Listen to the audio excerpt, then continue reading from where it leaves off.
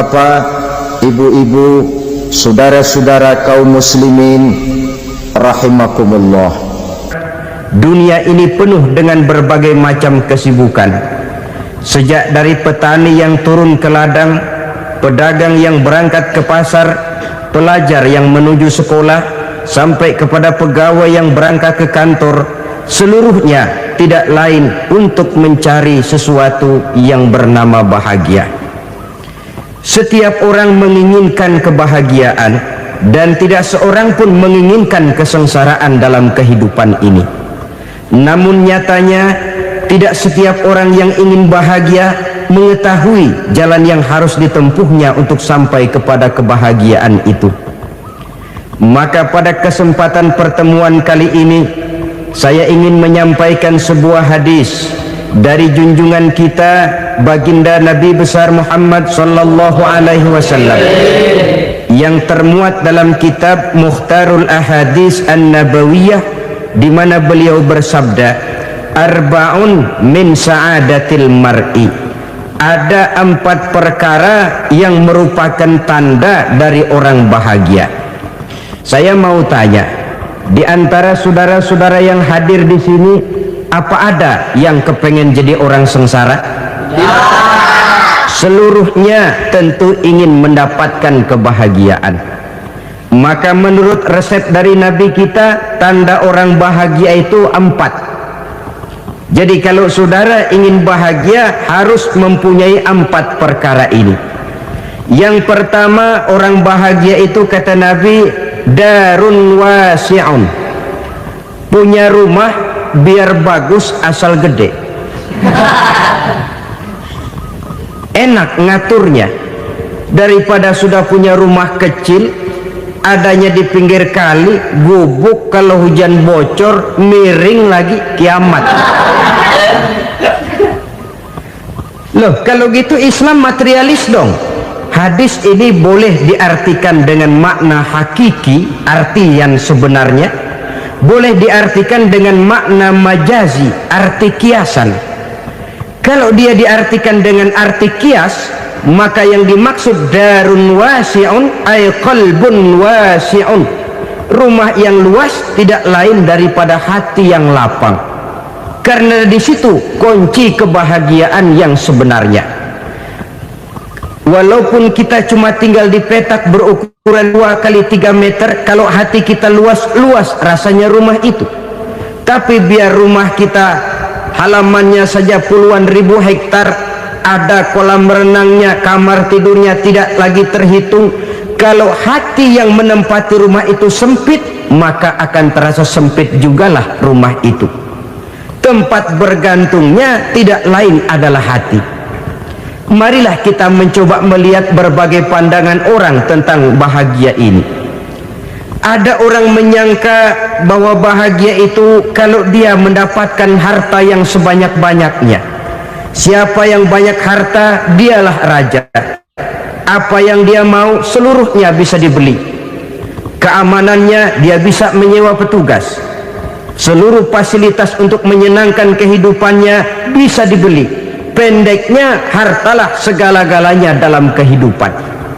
Sampai ada pepatah mengatakan, innad darahima fil amakini kulliha taksur rijala mahabatan wa jalala. Sesungguhnya harta, dinar, dirham, uang di mana-mana selalu bikin hebat orang yang memilikinya. Coba lihat, orang yang punya duit sama yang enggak punya duit, jangan gaya hidupnya, gaya jalannya aja lain. Wahia lisanun liman arada fasahatan, wahia silahun liman arada qitala. Uang adalah senjata yang paling ampuh bagi orang yang mau pergi perang, dan lidah yang paling fasih bagi orang yang mau bicara. Kalau bicara dengan lidah macet, cobalah bicara dengan harta, lancar. Sampai ada pepatah demikian, segalanya bisa diatur dengan harta. Maka di kalangan orang yang berpandangan semacam itu, seluruh kegiatan hidupnya hanya terfokus kepada bagaimana mengumpulkan harta yang sebanyak-banyaknya. tidak peduli halal haram, tidak kenal sore pagi siang dan malam, tidak sempat sujud, jauh dari agama, jauh dari kehidupan yang bersifat ruhaniyah, jauh dari Allah dan sebagainya, sampai dalam Al-Quran dikelompokkan dalam kelompok yang dinamakan lumazah. Allazi jama'a malahu wa addadah yahsabu anna malahu akhladah. Mereka mengumpul-ngumpulkan harta sebanyak-banyaknya dan menyangka bahwa harta yang banyak itu dapat mengekalkan hidupnya, mengekalkan kekayaannya, mengekalkan kebahagiaannya.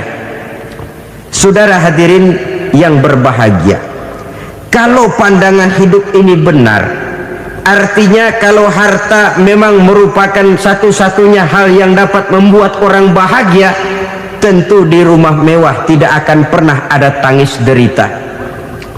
Tentu di satu tempat di mana fasilitas hidup serba menunjang tidak ada yang namanya penderitaan. Tapi suka dan duka, sedih dan gembira, senyum dan tawa adalah milik setiap orang, baik dia punya harta maupun dia tidak punya harta. Nyatalah bahwa harta semata-mata bukan merupakan jaminan bahwa orang akan bahagia, walaupun tanpa harta orang sulit untuk bahagia. Saya mau cerita, ada orang super kaya namanya Aristotle Onassis, raja tanker Yunani.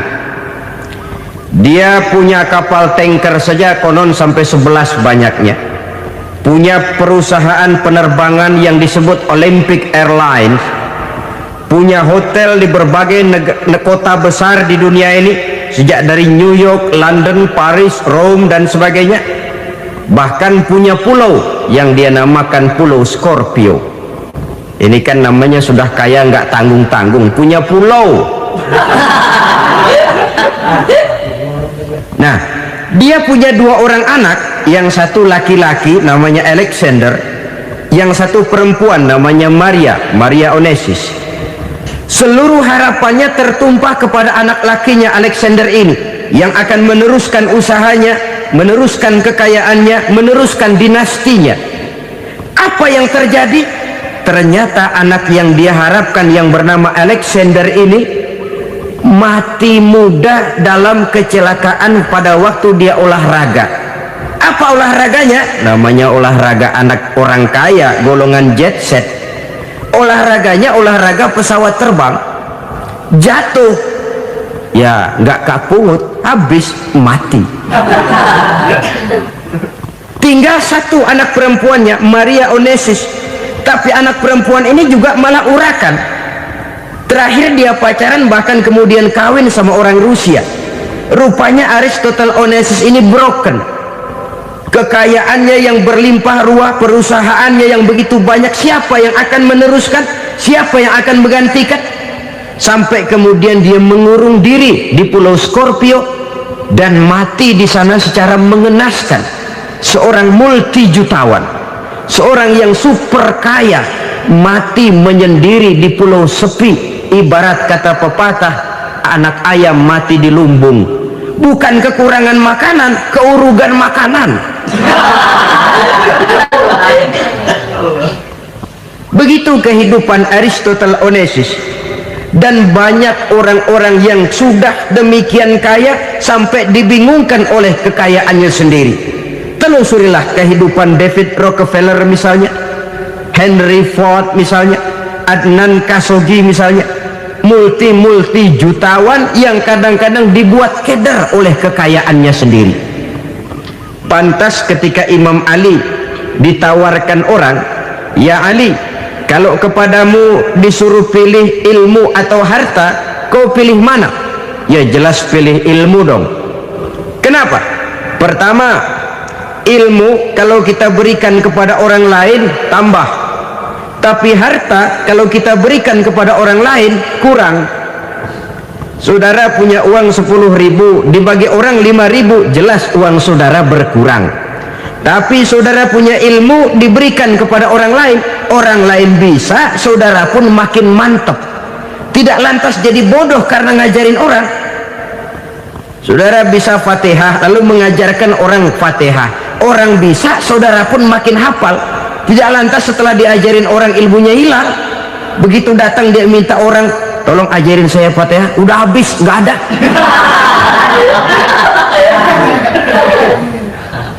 Yang kedua kata Imam Ali, ilmu menjaga kita. Kalau harta, kita yang harus jaga. Makin banyak ilmu, makin terpelihara diri seharusnya. Tetapi makin banyak harta, makin bingung kita jaganya. Sampai kadang-kadang kalau perlu seluruh keliling rumah dipasangi alarm. Belum cukup disewakan anjing besar-besar, pasang di depan pintu, awas anjing galak. Masih belum cukup juga, cari centeng tukang-tukang kepruk jaga rumah. Masih terasa belum aman, padahal rumahnya dikelilingi tembok besar. Di balik tembok ada pintu-pintunya tebal. Di balik pintu itu terbuka masuk kamar, kamar pun ada pintunya, pintunya pun kuat. Masuk ke dalam kamar ada lemari, lemarinya pun pintunya kuat, dikunci, kuncinya pun kuat. Tapi tahap seluruhnya yang timbul cuma sekedar was-was saja. Kesimpulannya sekali lagi, tanpa harta orang memang sulit untuk bahagia. Tapi harta semata-mata tidak merupakan jaminan orang akan bahagia. Dengan hati yang luas, itu modal utama untuk mencapai kebahagiaan hidup.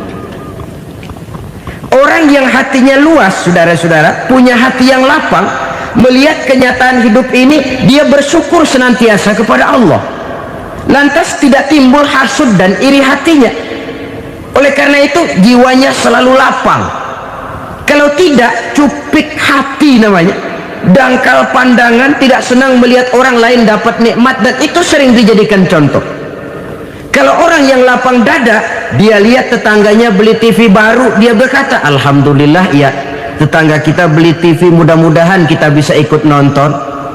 Lapang dadanya. Tapi orang yang sempit hati, lihat tetangga beli televisi, meriang. Enggak diapa-apain, meriang. Besoknya dengar tetangga beli motor, makin sakit, ke rumah sakit. Lalu di rumah sakit dengar tetangganya beli mobil, mati. Disiksa oleh perasaannya sendiri. Orang kalau hati sudah sempit dalam hidup, kemanapun dia pergi, sempit rasanya medan kehidupannya.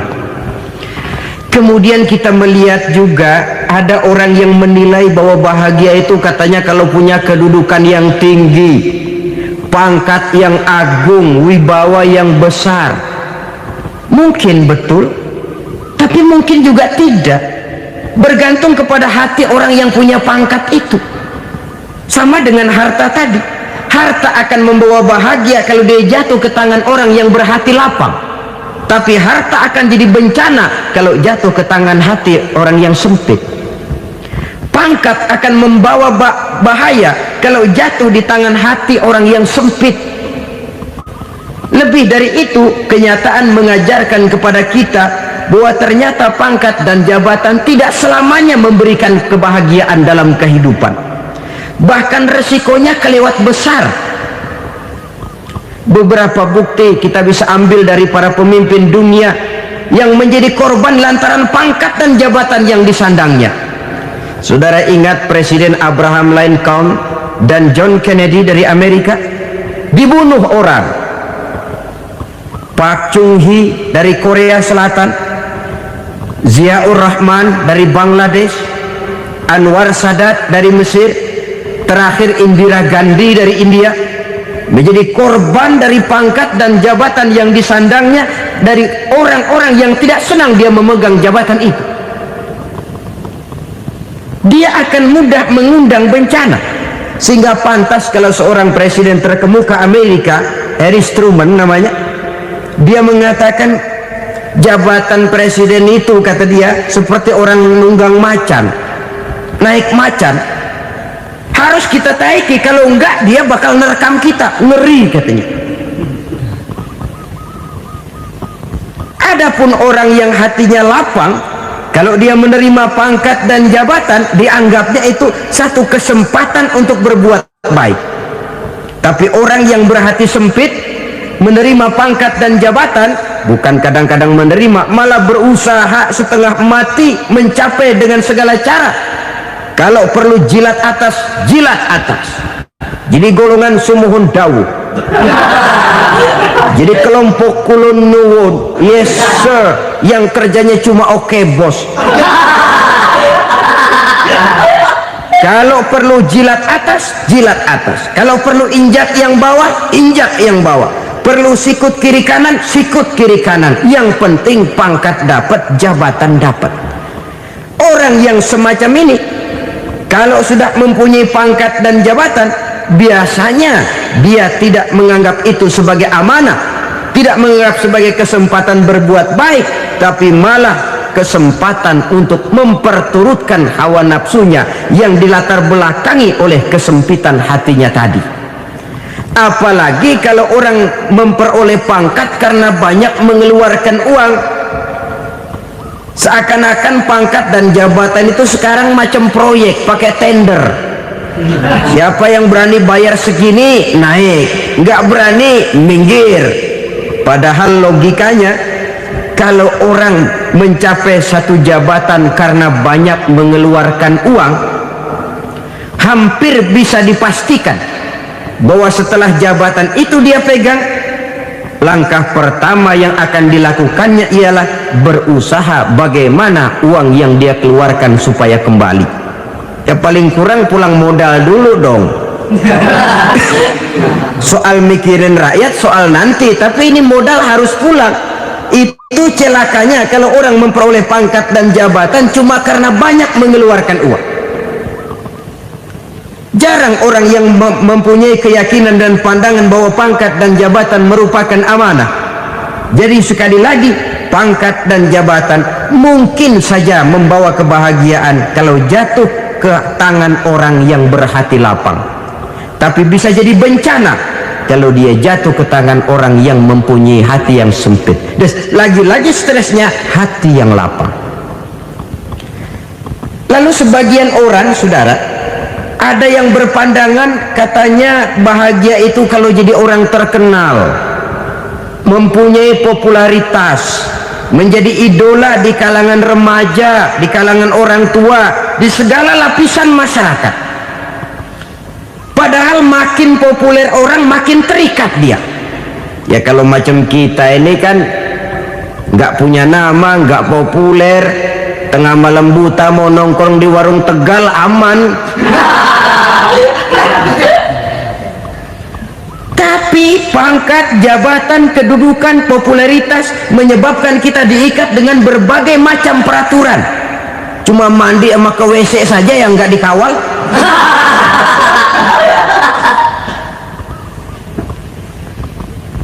Benarkah popularitas, ketenaran membawa kebahagiaan? Mungkin ya, tapi mungkin juga tidak. Kenapa? Banyak orang-orang populer yang mengakhiri hidupnya secara tragis. Kita ambil beberapa nama. Di Amerika tahun 60-an ada bintang seksi paling terkenal yang dijuluki sex bomb, bom seks. Sampai sekarang jadi legenda, namanya Marilyn Monroe. Singkatan dobelnya itu inisialnya MM, Marilyn Monroe. Terkenal top sampai dia mati tahun 62, namanya sekarang masih saja dibicarakan orang. Kenapa dia bunuh diri? Tidak punya hartakah dia? Banyak. Kurang populerkah dia? Seluruh dunia mengenalnya. Sejak rakyat kecil sampai pejabat tinggi dia punya hubungan. Kenapa? Jenuh. Dia terlahir dalam keadaan yatim. Setelah itu tidak lama dia berangkat remaja, ibunya meninggal, pindah dari wanita asuh ke wanita asuh sampai 12 orang ibu angkatnya. Dan kekecewaan yang paling parah, setiap laki-laki yang dekat dengannya hanya seperti kapal berlabuh. datang dan pergi silih berganti, padahal dia merindukan seseorang yang bisa melindungi hidupnya. Dia rindukan itu dan dia tidak pernah menemukan. Itu yang akhirnya menyebabkan dia minum pil tidur kelewat dosis, minum obat tidur kebanyakan, ya tidur terus sampai sekarang.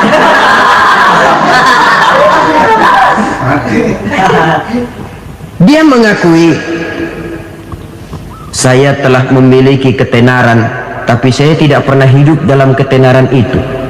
Saya pandai main sandiwara, tapi saya ingin hidup dalam alam yang real sebagaimana umumnya orang. Itu yang dia rindukan. Menyusul jejak yang namanya Marilyn Monroe ini, Billie Holiday, saudara kenal tentu, di rumah sakit dirawat. Dia juga minum obat overdosis, mati lagi. Jimi Hendrix minum obat tidur overdosis kelewat batas, mati lagi. Lalu yang menghanyutkan diri di danau, Janis Joplin dan Brian Jones. Ini orang-orang populer, orang-orang terkemuka yang mengakhiri hidup secara tragis, bukan karena tidak terkenal, mungkin karena sudah saking terkenalnya. Contoh paling belakangan, Bruce Lee. Wah, ini tukang-tukang kepruk tentu kenal siapa dia. Sampai sekarang pun tabir kematiannya masih merupakan misteri. Dan yang masih hidup juga menunjukkan gejala yang aneh. Michael Jackson, rumahnya di Beverly Hills itu dijaga sedemikian rupa, dan dia selalu curiga kepada setiap makanan harus steril, bersih dari segala macam kimia. Kemana dia pergi, itu tukang-tukang kepruk sudah selalu menjaga dan mengawal, dan dia seakan takut menunjukkan mukanya yang asli. Hingga kalau tampil ke tengah di luar show, dia kadang memakai pakaian yang tidak menunjukkan dia yang sebenarnya, takut dikenali orang. Ternyata popularitas sering jadi momok yang meracuni kehidupan manusia. Oleh karena itu, benarlah junjungan kita pada saat beliau mengajarkan orang akan bahagia kalau dia mempunyai hati yang lapang. Nah, sekarang masalahnya untuk mendapatkan hati yang lapang, caranya bagaimana? Kita kembali kepada konsep Quran. Allah mengajarkan, ala inna bi dzikrillahi tatmainnul qulub. Ketahuilah bahwa dengan banyak mengingat Allah, hati akan tenang, jiwa akan lapang. Dengan kata lain, dekat dengan agama, merasakan kehadiran Allah dekat dalam hidup, itu muara pertama untuk mencapai hati yang lapang. Ala inna bi dzikrillahi tatmainnul qulub. Jangan macam orang sekarang ingin mendapatkan ketenangan lalu tapak di puncak gunung, di gua-gua, di tempat sepi. Iyalah kalau nggak ada ular. Kalau tergigit ular berbisa, ketenangan belum, mati jelas itu. Islam positif untuk mendapatkan ketenangan. Ala inna bi dzikrillahi tatmainnul qulubi. Bahwa ketahuilah bahwa dengan banyak mengingat Allah, hati akan tenang, jiwa akan lapang, nuansa pikiran akan luas. Karena yang namanya bahagia ada dimanapun manusia berada. Di kampung ada bahagia, di kota ada bahagia, di ngarai, di lembah, di gunung, di hutan, di lautan, di angkasa luar, dimanapun bahagia itu ada kalau kita bermodalkan hati yang lapang ini. Dan hati akan lapang kalau kita dekat dengan agama. Dekat dengan harta buat sementara hati mungkin tenang, tapi ketenangan yang relatif dan temporer. Apalagi orang tiap kali tambah harta, tiap kali tambah rencana, itu wajar. Mungkin sebelumnya saudara berpikir, kalau punya duit 5.000 enak nih. Begitu punya duit 5.000, aduh sayang kalau 10.000 aja. Tiap kali tambah harta, tiap kali lain rencana. Makin banyak rencana, makin menjauhkan kita dari yang namanya ketenangan. Padahal ketenangan merupakan unsur utama untuk mencapai bahagia. dan ketenangan itu bermuara dalam hati manusia. Tengoklah kehidupan ini. Orang yang banyak harta dengan orang miskin, berbedakah rasa sakit yang mereka tanggungkan? Rasanya tidak.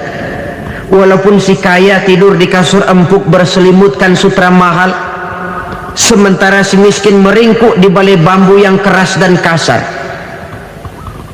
Apabila maut datang, dia juga tidak pernah pilih bulu. Maut datang menjemput si kaya di singgasana keemasannya, dikelilingi oleh para pengasuh, dayang dan idang serta para pengawal. Dan maut pun datang menjemput si miskin papa, sehingga ia tergelepar di tepian jalan. Kedua-duanya bernama mati. Kalau nyata bahwa sakit yang ditanggung si kaya tidak beda dengan sakit yang ditanggung si miskin, bukan harta semata yang membuat orang bahagia. Hati yang tenang, jiwa yang lapang penuh kedamaian karena banyak berzikir dan mengingat Allah, itu merupakan modal utama untuk mencapai sesuatu yang bernama bahagia.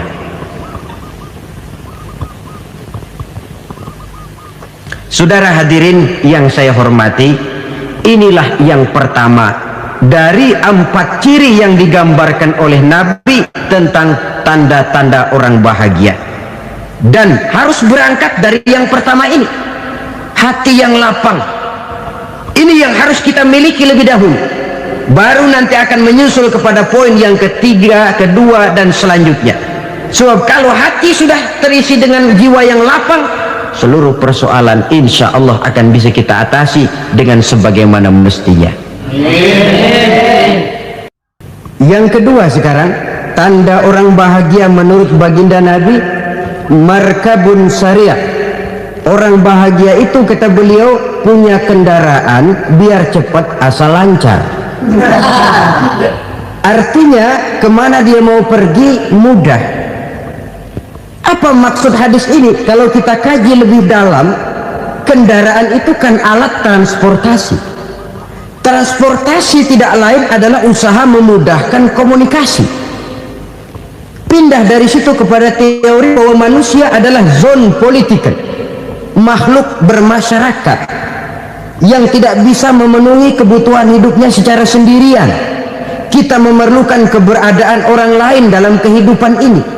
Untuk memakai baju saja kita sudah perlukan petani yang tanam kapas, pabrik yang memintal kapas jadi benang, pabrik yang menenun benang jadi kain, sampai kepada mesin jahit, sampai kepada tukang jahit. Itu cuma untuk memakai pakaian saja. Tidak seorang pun di antara kita yang sanggup memenuhi kebutuhan hidupnya secara sendiri. Kita perlu orang lain. Maka kebebasan dalam arti mutlak, kebebasan tanpa batas, itu tidak mungkin ada dalam kehidupan. Karena kita mengadakan yang disebut interaksi sosial. Setiap kegiatan kita tentu melibatkan orang lain. Menurut kita barangkali kita bebas jalan di jalan raya semaunya, tapi orang lain berkendaraan pun merasa bahwa ini ada juga jalan haknya, dan begitu selanjutnya. Oleh karena itu, maksud dari kendaraan yang cepat ini adalah khulatuhu ma'as solihin. Lingkungan pergaulannya terdiri dari orang-orang soleh. Pergaulannya luas. Kemana dia pergi ada temannya. Kesulitannya ada tempat dia cerita. Dan kesulitan kalau sudah diceritakan kepada orang lain, taruh kata orang itu tidak bisa menolong, namun menceritakannya kepada orang yang kita percayai, kan paling kurang sudah mengurangi beban jiwa, mengurangi tanggungan batin, merasa masih ada tempat kita cerita. Maka lebih baik orang awam yang mau bergaul ketimbang orang setengah alim tapi ngunci pintu. Sebab nantinya akan timbul sikap picik, cupik pandangan, dan tidak luas menghadapi kenyataan dalam kehidupan ini. Namun yang harus kita garis bawahi, pergaulan memang mesti luas, namun jangan sekali-kali lupa bahwa pergaulan sangat besar pengaruhnya dalam ikut membentuk kepribadian manusia. Sehari-hari bisa kita bilang, Kalau kita dekat sama tukang minyak wangi, sekalipun nggak dibagi minyaknya, baunya tentu dapat. Betul? Tapi dekat sama tukang elas, walaupun nggak kena apinya, asapnya mesti kena. Kalau Syauqi mengatakan lebih jelas lagi, man asyaral asyrafa asa musyarrafan wa muasyiral anzali ghairu musyarrafin. Awalam taral jildal hakira muqabbalan bisagri lamma sara jildal mushaf. Siapa yang bergaul dengan orang mulia, dia bakal ikut menjadi mulia. Tapi siapa yang berteman dengan orang hina, dia tidak bakal ikut menjadi mulia. Tidakkah kau lihat, kata Syauqi, kulit kambing yang hina pun dicium orang ketika menjadi kantong Quran. Kulit kambing hina, kalau dia sendirian gak ada yang mau cium. Tapi begitu dia bergaul dengan Quran, menjadi kantong Quran, dipakein minyak wangi, ditaruh di tempat yang tinggi, mau diambil dicium dulu, dibawa dengan penuh hormat dan hati-hati. Kulit kambing yang hina lantaran berteman dengan Quran, numpang mujur.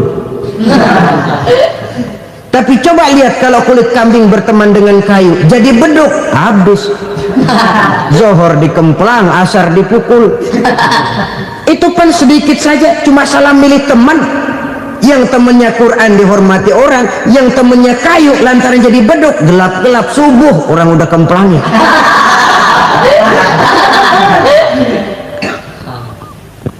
Maka terutama kepada adik-adik remaja yang masih mencari identitas diri, yang ibarat kaset masih kaset kosong, mudah diisi oleh apapun, pandai-pandailah memilih teman dalam bergaul.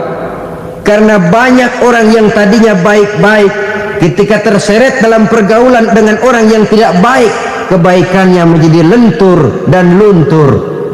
Tapi berapa banyak bajingan-bajingan tengik, orang-orang yang berlumur noda dan dosa, tiap hari melakukan maksiat, namun bergaul dengan orang yang baik-baik, pada akhirnya sedikit demi sedikit beringsut dan berangsur dia terbiasa mengikuti kebaikan-kebaikan.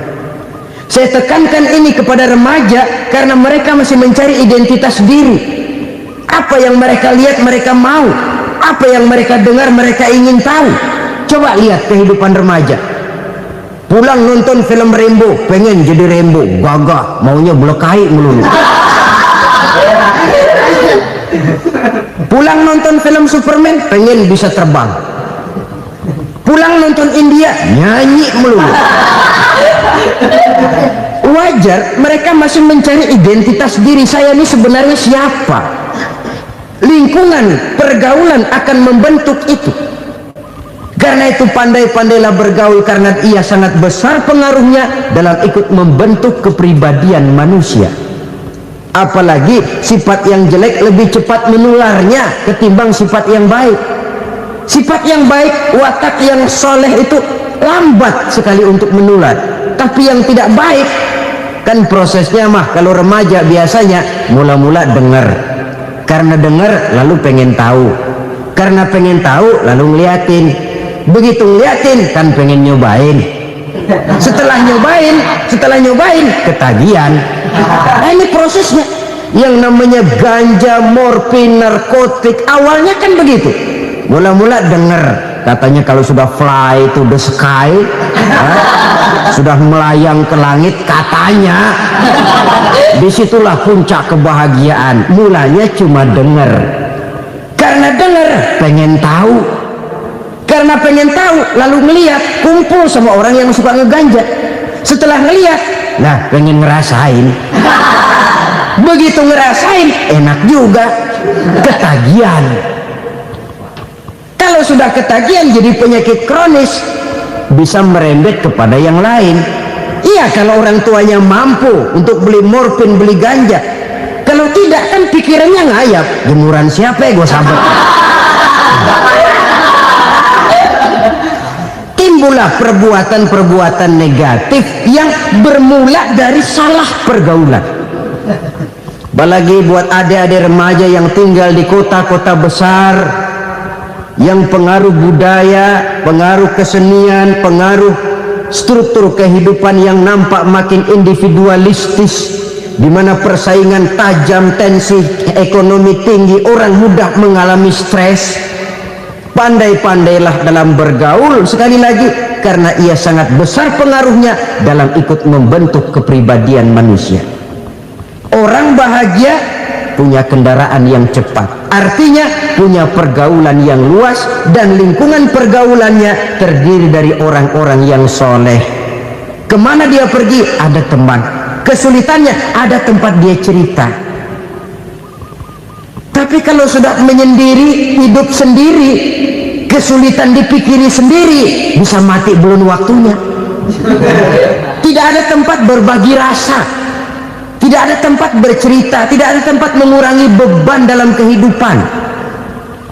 Pantas betul kalau Islam sangat menggalakkan dan menganjurkan orang kalau sudah sampai waktunya itu untuk melangsungkan nikah. Kata Nabi, ya ma'syaras syabab man istata'a minkumul ba'at falyatazawwaj. Hai para pemuda, kalau sudah mampu memberi nafkah, kawinlah, nikahlah kamu. Kenapa? Sudah ada teman hidup, tempat berbagi rasa. Kesulitan kalau ada tempat cerita akan lebih ringan ketimbang kita telan sendiri, walaupun bobot kesulitannya sama beratnya. Saudara-saudara kaum muslimin rahimakumullah, inilah ciri yang kedua, punya kendaraan biar cepat asal lancar. Kemana kita mau pergi gampang. Dengan kata lain, setelah hati yang luas, pergaulan yang luas. Dua. Yang ketiga sekarang, tanda orang bahagia itu menurut Nabi, misbahun mudhi'un, punya lampu yang terang. Oh, itu enggak problem. Sekarang sudah zamannya listrik masuk desa, Pak. Lampu sudah terang semua. Betul, kalau itu yang dimaksud. Tapi tidak cuma itu. Karena lampu yang dimaksud di sini, lampu yang akan menerangi seluruh perjalanan hidup. Dan perjalanan hidup itu sudah dimulai sejak kita terlahir ke alam ini sampai masuk ke alam barzah, kumpul di padang mahsyar sampai ke akhirat. Lampu yang menerangi itu yang diperlukan. Kalau lampu, katakanlah yang paling top sekarang kan lampu jenis Mercury. Taruhlah itu di rumah kita, dia cuma menerangi rumah kita, menerangi hati pun tidak sanggup. Bila kita masuk ke alam barzah, alam kubur, sanggupkah si Mercury yang begitu terang menerangi alam barzah kita? Tidak sanggup lagi. Sanggupkah lampu yang ratusan watt, bahkan puluhan ribu watt menerangi kehidupan di padang mahsyar? Tidak akan sanggup lagi. Kalau demikian, yang dimaksud lampu yang terang di sini apa? Tidak lain amal soleh, kebajikan yang kita lakukan dalam hidup. Itu yang akan jadi lampu penerang. Di dunia nama kita akan terang, jasad kita boleh hancur terkubur tanah, tapi nama kita akan dikenang orang. Begitulah kalau orang meninggalkan kebajikan dalam hidup seperti sekarang. Ribuan orang tiap saat berziarah ke kubur Imam Syafi'i, ke kubur Imam Malik, ke kubur Imam Ghazali, ke kubur orang yang baik-baik, orang yang soleh-soleh. Kebajikannya yang ditinggalkan, yang mengukir namanya dengan tinta emas, sehingga saudara sudah terbaring di alam kubur. Orang lewat, Allah, ini kuburannya Fulan bin Fulan, dulu ini kebaikannya Masya Allah, saya ikut merasakan. Mari kita mampir sebentar, kita Fatihah, mohon disampaikan Allah pahalanya kepada almarhum. Al-Fatihah. Itu kalau orang baik-baik. Lalu saudara tanya, Pak, orang mati dikirimin Fatihah apa nyampe pahalanya? Saya jawab, kalau saudara nggak percaya, mati dulu dah. Nanti saya Fatihain, tungguin di sana, umpama nggak sampai balik lagi kemari. Sekarang ini kan maunya otak-otakan saja, kalau nggak masuk otak nggak percaya. Padahal alam gaib itu nggak bisa diotak-otakin. Sama saja dengan saudara pernah dengar cerita kapal Tampung Mas tenggelam tak? Pernah nggak? Di mana? Ya, di Laut Masalembo. Begitu ke Tampung Mas tenggelam, ratusan penumpang itu terjun ke laut, dipermainkan gelombang, berjuang menghadapi maut. Orang lagi timbul tenggelam di lautan, dihantam ombak, kita tengokin pakai helikopter. Pak, lagi timbul tenggelam ya? Iya, tolongin. Jangan khawatir Pak, nih saya kirim intan Pak, harganya 10 juta. Kira-kira orang yang timbul tenggelam di laut seneng nggak? Ya. Kan mahal toh intan 10 juta. Kenapa dia nggak senang? Karena intan 10 juta dalam kondisi seperti itu tidak sanggup menyelamatkan dia. Dia akan girang kalau dikirimin ban mobil bekas, dikirimin papan terentang atau bambu. Intan yang 10 juta dia nggak girang, ban mobil bekas yang 1000 perak tuh pegang, itu yang dia girang betul. Inilah sebabnya Nabi berkata, mal mayyitu fi qabrihi illa kal ghariqil mutaghawwis. Orang yang meninggal di alam kuburnya seperti orang timbul tenggelam di lautan. Yantaziru da'watan min ahli, menunggu doa dari keluarganya yang masih hidup. Duh, bapak saya sudah meninggal, saya sayang benar sama dia. Kirimin kulkas ke kuburannya Itu sama saja dengan tadi orang tenggelam di lautan dikirimi intan yang harganya 10 juta, tidak sampai. Begitulah kalau kebajikan yang kita tinggalkan dalam hidup, sudah mati pun kubur kita masih diziarahi orang. Tapi kalau jahat yang kita tinggalkan, boro-boro lah orang mau doa lewat dekat kuburan kita juga serem. Tuh bajingan dulu mati dipendem di situ tuh. Jangan lewat situ, ntar kesurupan, jangan.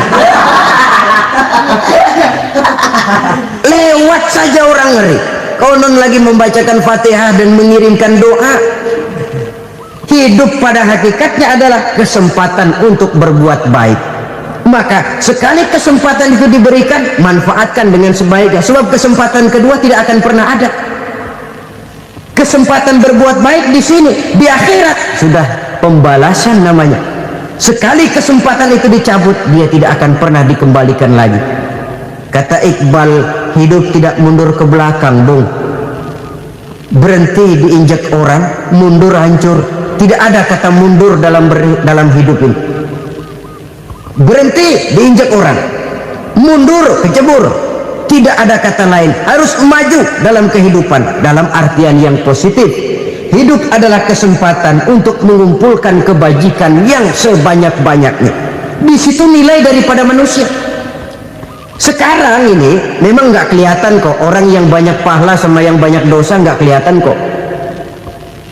Barangkali kalau habis bikin dosa palanya pada benjol, mungkin orang takut sama dosa. Tapi sekarang sama saja, orang yang banyak dosa dengan yang nggak banyak dosa jalan bareng dari belakang, sama, nggak kelihatan beda. Tapi ada waktunya di mana pahala memegang peranan, di mana dosa diperlihatkan. Sama saja kalau kita bawa mobil siang, lampu kan nggak begitu berfungsi.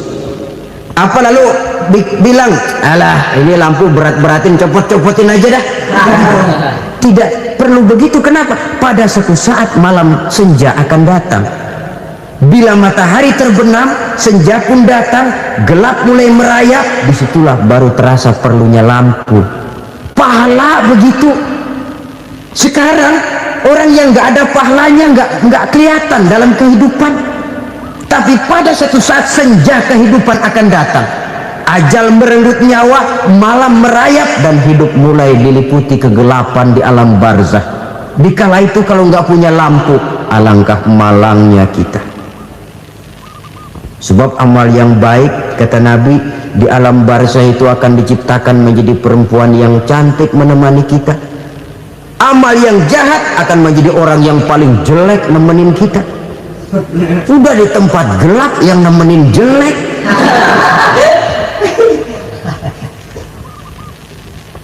Kaum muslimin rahimakumullah, kalau demikian masalahnya, tergantunglah kita pandai memanfaatkan waktu. Al-waktu kasayf, waktu itu cepat sekali. Yang namanya waktu itu tahu-tahu udah tahun 87, tahu-tahu udah begitu, tahu-tahu yang kemarin anak-anak sekarang udah pada punya anak. Tahu-tahu saja itu. Begitu cepat waktu berlalu. Kalau tidaklah pandai kita memanfaatkannya, akan rugi kita. Nabi bersabda, man kana yaumuhu khairun min amsihi fahuwa rabih. Barang siapa yang hari ini lebih baik daripada hari kemarin, itu orang untung. Hari ini lebih baik daripada kemarin, bulan ini lebih baik dari bulan kemarin, tahun ini lebih baik dari tahun kemarin, itu orang yang beruntung. Tahun kemarin sembahyangnya maghrib doang, sekarang udah tambah isya. Tahun kemarin cuman Idul Fitri aja ngancem bener, sekarang udah tambah Jumat, lalu tambah lagi maghrib, tambah lagi isya, dan selanjutnya. Hari ini lebih baik daripada kemarin, itu orang yang beruntung. Wa man kana yaumuhu mislu amsihi fahuwa khasir. Lalu barang siapa yang hari ini sama saja dengan hari kemarin, itu orang rugi. Hari ini sama dengan kemarin, rugi itu. Bulan ini begitu, bulan kemarin begitu, tahun ini begitu, tahun lalu juga begitu. Rugi itu orang. Rugi apa? Rugi umur. Umur tambah, amalan gak pernah tambah. Dan saya pikir lebih merupakan azab ketimbang nikmat kalau orang dikasih panjang umur cuma untuk numpuk dosa. Mending mana? Panjang umur banyak dosa sama pendek umur dikit dosa? Mending mana? Mending mana? Ya, paling mending tentu panjang umur banyak pahala. Tapi kalau tidak, sekali lagi, lebih merupakan azab ketimbang nikmat kalau orang diberikan panjang umur tapi cuma untuk sekedar menumpuk dosa. Kehilangan kesadaran bahwa dunia bukan terminal akhir dari satu perjalanan.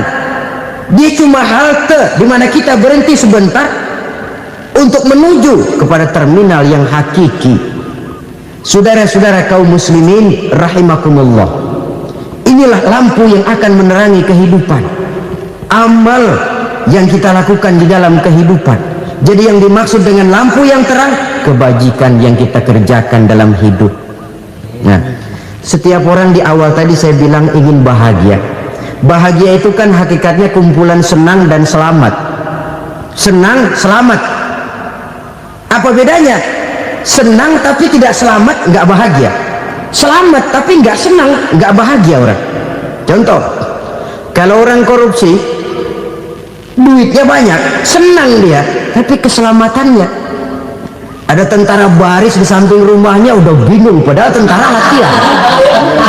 Tentara cuma latihan, dia bingung. Senang, tapi karena keselamatannya tidak terjamin, dia tidak bahagia.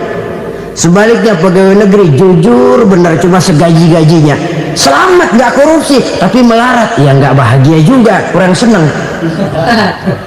Kesenangan dan keselamatan untuk dunia saja, ya sekali lagi, kalau cuma sekedar untuk dunia saja, bisa dibeli pakai uang, bisa dibeli pakai uang.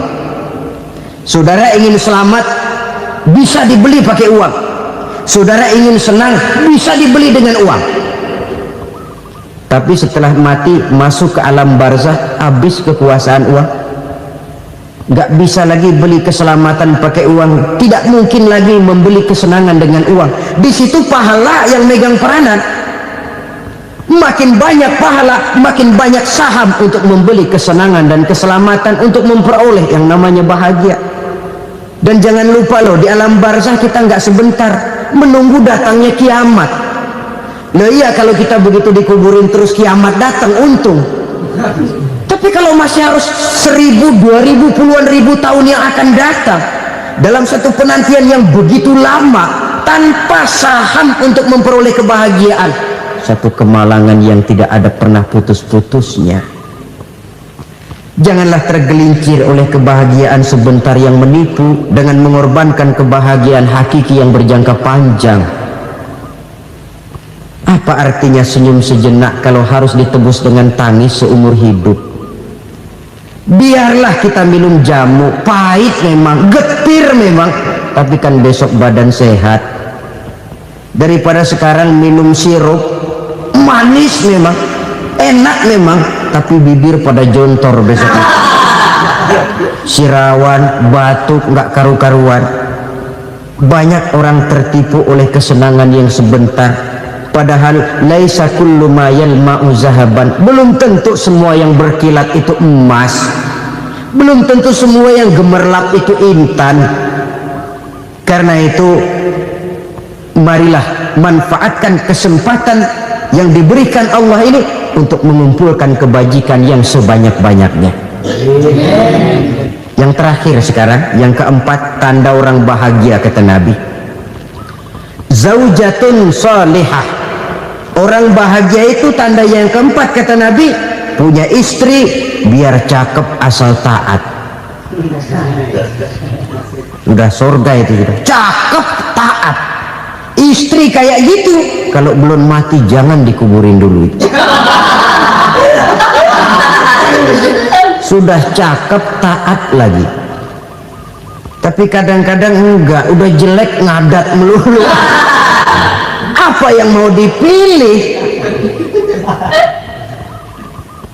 Sebab itu Quran mengatakan istri pakaian untuk suami, suami pakaian untuk istri. Kenapa suami istri diibaratkan pakaian? Alangkah tingginya gaya bahasa Quran ini. Suami istri teman hidup, hidup perjalanan panjang. Sejak kita dalam rahim sudah ada hidup kan di sini. Sampai ke alam dunia, masuk ke alam barzah, kumpul di padang mahsyar, sampai menuju akhirat, itu perjalanan hidup. Carilah istri atau suami teman hidup yang membawa manfaat tidak hanya kehidupan di dunia ini, sampai di alam barzah, sampai di padang mahsyar. Suaminya mungkin meninggal lebih dulu atau istrinya mungkin meninggal lebih dulu, tapi suami atau istri yang masih hidup berbuat kebajikan. Suami saya meninggal, ada hartanya, saya sedekahkan, niat pahala untuk almarhum suami saya. Ini teman hidup, tidak dibatasi dan tidak bisa dipisahkan oleh maut sekalipun. Zohirnya mungkin pisah, badannya mungkin pisah, tapi hatinya, jiwanya, kebersamaannya dalam menghadapi kehidupan. Karena itu saudara-saudara, bahasa Quran indah. Suami istri diibaratkan seperti pakaian.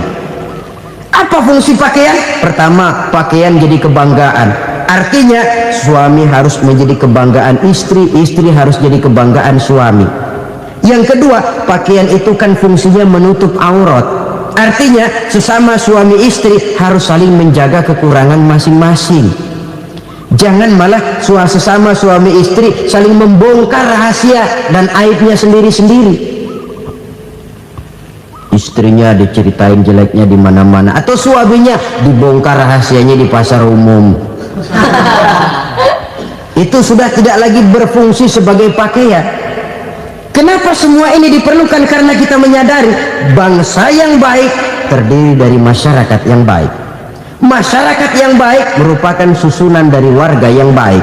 Warga yang baik adalah terdiri dari rumah tangga yang baik. Dan rumah tangga yang baik merupakan susunan dari pribadi yang baik. Dari situ langkah dimulai. Membangun satu bangsa yang baik diawali dengan membangun rumah tangga yang baik, dengan menciptakan pribadi-pribadi yang baik. Sehingga dari sini diharapkan berkembanglah nilai-nilai kebaikan. Orang akan bahagia mempunyai istri yang soleh. Kenapa? Tidak ada seorang suami bisa sukses jadi apapun dia, apapun profesinya, dokterkah, kiaikah, mubalikah, petanikah, pengusahakah, pejabat tinggikah. Tidak ada seorang suami yang bisa sukses tanpa peran serta istrinya. Walaupun memang peranan itu tidak begitu kelihatan, tapi sangat menentukan. Karena itu, saudara hadirin yang saya hormati, Islam sangat menghargai kaum wanita, memberikan kedudukan yang tinggi sepanjang tidak mematikan kodrat kewanitaannya. Nah,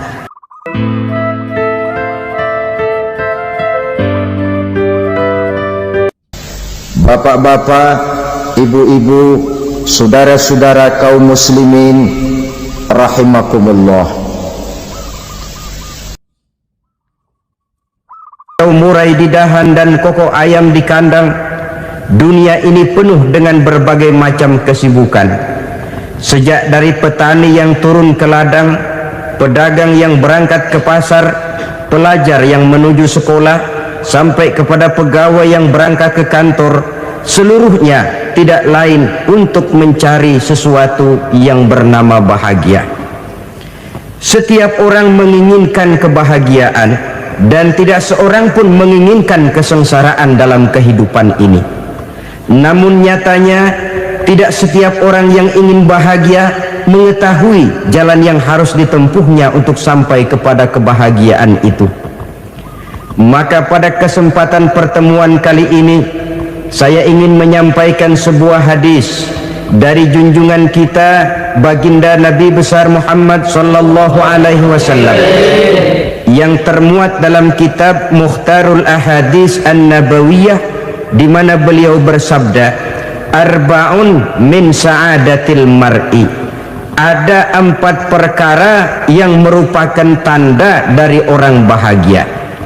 Saya mau tanya, di antara saudara-saudara yang hadir di sini, apa ada yang kepengen jadi orang sengsara? Ya. Seluruhnya tentu ingin mendapatkan kebahagiaan. Maka menurut resep dari Nabi kita, tanda orang bahagia itu 4. Jadi kalau saudara ingin bahagia, harus mempunyai 4 perkara ini. Yang pertama, orang bahagia itu kata Nabi, darun wasi'un, punya rumah biar bagus asal gede, enak ngaturnya, daripada sudah punya rumah kecil adanya di pinggir kali, gubuk, kalau hujan bocor miring lagi, kiamat. Loh, kalau gitu Islam materialis dong. Hadis ini boleh diartikan dengan makna hakiki, arti yang sebenarnya, boleh diartikan dengan makna majazi, arti kiasan.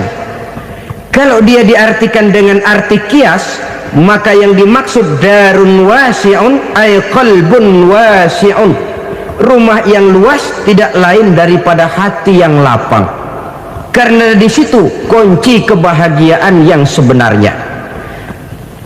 Walaupun kita cuma tinggal di petak berukuran 2 kali 3 meter, kalau hati kita luas-luas rasanya rumah itu.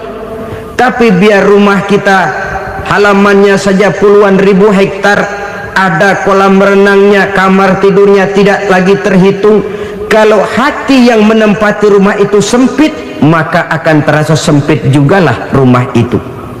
Tempat bergantungnya tidak lain adalah hati. Marilah kita mencoba melihat berbagai pandangan orang tentang bahagia ini. Ada orang menyangka bahwa bahagia itu kalau dia mendapatkan harta yang sebanyak-banyaknya. Siapa yang banyak harta, dialah raja. Apa yang dia mau seluruhnya bisa dibeli. Keamanannya dia bisa menyewa petugas. Seluruh fasilitas untuk menyenangkan kehidupannya bisa dibeli. Pendeknya, hartalah segala-galanya dalam kehidupan. Sampai ada pepatah mengatakan, innad darahima fil amakini kulliha taksur rijala mahabatan wa jalala. Sesungguhnya harta, dinar, dirham, uang di mana-mana selalu bikin hebat orang yang memilikinya. Coba lihat, orang yang punya duit sama yang enggak punya duit, jangan gaya hidupnya, gaya jalannya aja lain. Wahia lisanun liman arada fasahatan, wahia silahun liman arada qitala. Uang adalah senjata yang paling ampuh bagi orang yang mau pergi perang, dan lidah yang paling fasih bagi orang yang mau bicara. Kalau bicara dengan lidah macet, cobalah bicara dengan harta, lancar. Sampai ada pepatah demikian, segalanya bisa diatur dengan harta. Maka di kalangan orang yang berpandangan semacam itu, seluruh kegiatan hidupnya hanya terfokus kepada bagaimana mengumpulkan harta yang sebanyak-banyaknya. Tidak peduli halal haram, tidak kenal sore pagi siang dan malam, tidak sempat sujud, jauh dari agama, jauh dari kehidupan yang bersifat ruhaniyah, jauh dari Allah dan sebagainya, sampai dalam Al-Quran dikelompokkan dalam kelompok yang dinamakan lumazah. Allazi jama'a malahu wa addadah yahsabu anna malahu akhladah. Mereka mengumpul-ngumpulkan harta sebanyak-banyaknya dan menyangka bahwa harta yang banyak itu dapat mengekalkan hidupnya, mengekalkan kekayaannya, mengekalkan kebahagiaannya. Saudara hadirin yang berbahagia, kalau pandangan hidup ini benar, artinya kalau harta memang merupakan satu-satunya hal yang dapat membuat orang bahagia, tentu di rumah mewah tidak akan pernah ada tangis derita. Tentu di satu tempat di mana fasilitas hidup serba menunjang tidak ada yang namanya penderitaan. Tapi suka dan duka, sedih dan gembira, senyum dan tawa adalah milik setiap orang, baik dia punya harta maupun dia tidak punya harta. Nyatalah bahwa harta semata-mata bukan merupakan jaminan bahwa orang akan bahagia, walaupun tanpa harta orang sulit untuk bahagia. Saya mau cerita, ada orang super kaya namanya Aristotle Onassis, raja tanker Yunani. Dia punya kapal tanker saja konon sampai 11 banyaknya, punya perusahaan penerbangan yang disebut Olympic Airlines, punya hotel di berbagai kota besar di dunia ini, sejak dari New York, London, Paris, Rome dan sebagainya. Bahkan punya pulau yang dia namakan Pulau Scorpio. Ini kan namanya sudah kaya nggak tanggung-tanggung, punya pulau. Nah, dia punya 2 orang anak, yang satu laki-laki namanya Alexander, yang satu perempuan namanya Maria Onassis. Seluruh harapannya tertumpah kepada anak lakinya Alexander ini, yang akan meneruskan usahanya, meneruskan kekayaannya, meneruskan dinastinya. Apa yang terjadi? Ternyata anak yang dia harapkan yang bernama Alexander ini mati muda dalam kecelakaan pada waktu dia olahraga. Apa olahraganya? Namanya olahraga anak orang kaya, golongan jet set. Olahraganya olahraga pesawat terbang. Jatuh, ya nggak kapungut, habis mati. Tinggal satu anak perempuannya, Maria Onassis. Tapi anak perempuan ini juga malah urakan. Terakhir dia pacaran, bahkan kemudian kawin sama orang Rusia. Rupanya Aristotle Onassis ini broken. Kekayaannya yang berlimpah ruah, perusahaannya yang begitu banyak, siapa yang akan meneruskan? Siapa yang akan menggantikan? Sampai kemudian dia mengurung diri di Pulau Scorpio dan mati di sana secara mengenaskan. Seorang multi jutawan, seorang yang super kaya, mati menyendiri di pulau sepi. Ibarat kata pepatah, anak ayam mati di lumbung. Bukan kekurangan makanan, keurugan makanan. Begitu kehidupan Aristotle Onassis. Dan banyak orang-orang yang sudah demikian kaya sampai dibingungkan oleh kekayaannya sendiri. Telusurilah kehidupan David Rockefeller misalnya, Henry Ford misalnya, Adnan Khashoggi misalnya, multi jutawan yang kadang-kadang dibuat keder oleh kekayaannya sendiri. Pantas ketika Imam Ali ditawarkan orang, "Ya Ali, kalau kepadamu disuruh pilih ilmu atau harta, kau pilih mana?" Ya jelas pilih ilmu dong. Kenapa? Pertama, ilmu kalau kita berikan kepada orang lain tambah, tapi harta kalau kita berikan kepada orang lain kurang. Saudara punya uang 10.000, dibagi orang 5.000, jelas uang saudara berkurang. Tapi saudara punya ilmu, diberikan kepada orang lain bisa, saudara pun makin mantap. Tidak lantas jadi bodoh karena ngajarin orang. Saudara bisa Fatihah lalu mengajarkan orang Fatihah, orang bisa, saudara pun makin hafal. Tidak lantas setelah diajarin orang ilmunya hilang. Begitu datang dia minta orang, tolong ajarin saya Fatihah, udah habis, nggak ada.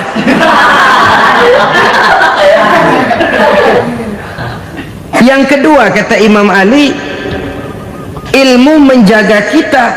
Kalau harta, kita yang harus jaga.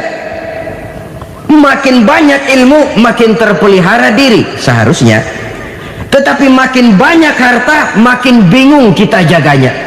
Sampai kadang-kadang kalau perlu seluruh keliling rumah dipasangi alarm. Belum cukup disewakan anjing besar-besar, pasang di depan pintu, awas anjing galak. Masih belum cukup juga, cari centeng tukang-tukang kepruk jaga rumah. Masih terasa belum aman, padahal rumahnya dikelilingi tembok besar. Di balik tembok ada pintu-pintunya tebal. Di balik pintu itu terbuka masuk kamar, kamar pun ada pintunya, pintunya pun kuat.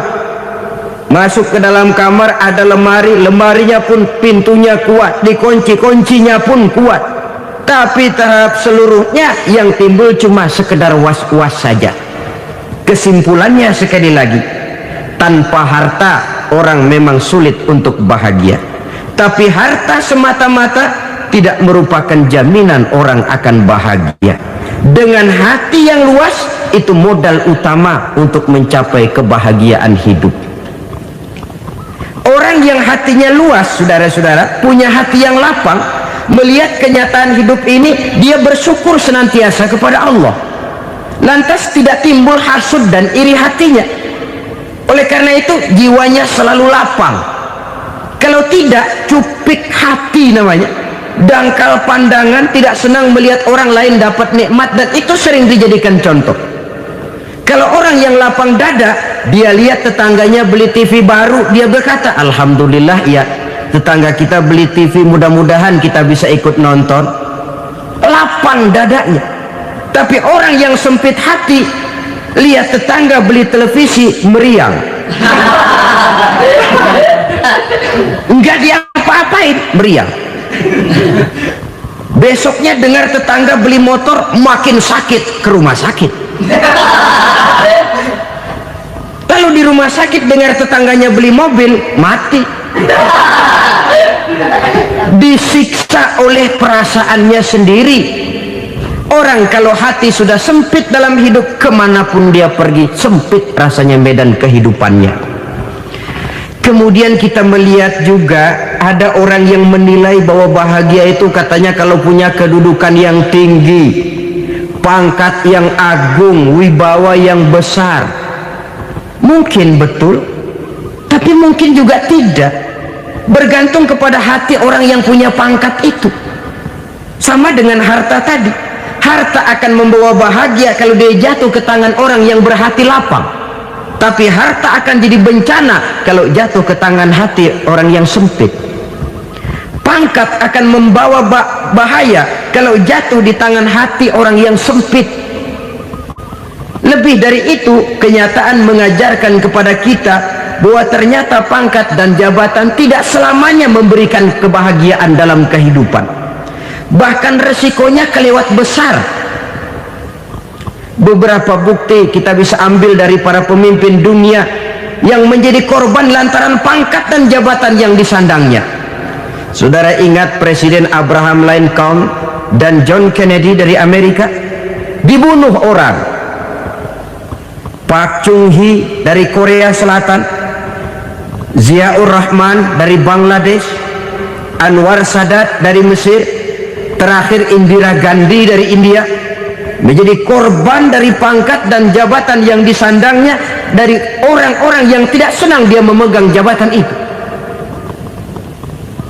Dia akan mudah mengundang bencana, sehingga pantas kalau seorang presiden terkemuka Amerika, Harry Truman namanya, dia mengatakan jabatan presiden itu, kata dia, seperti orang nunggang macan, naik macan.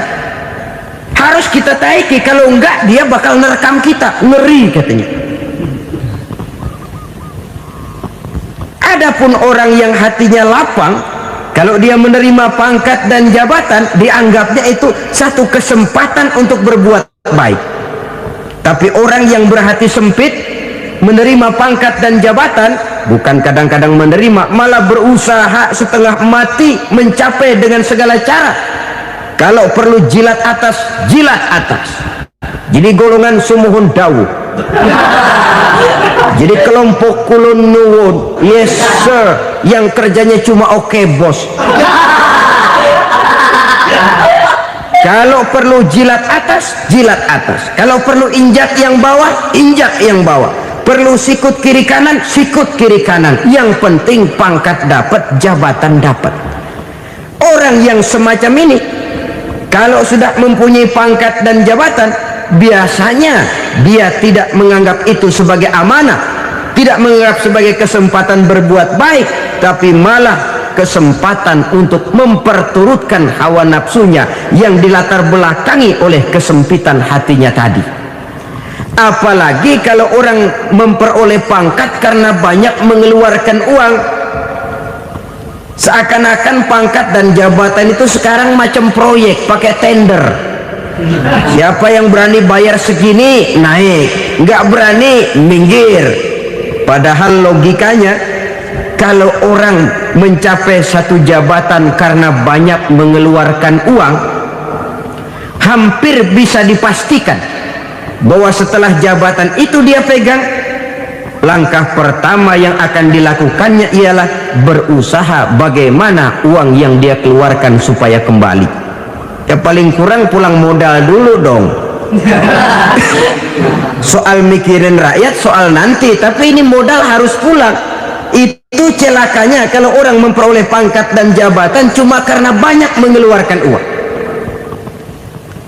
Jarang orang yang mempunyai keyakinan dan pandangan bahwa pangkat dan jabatan merupakan amanah.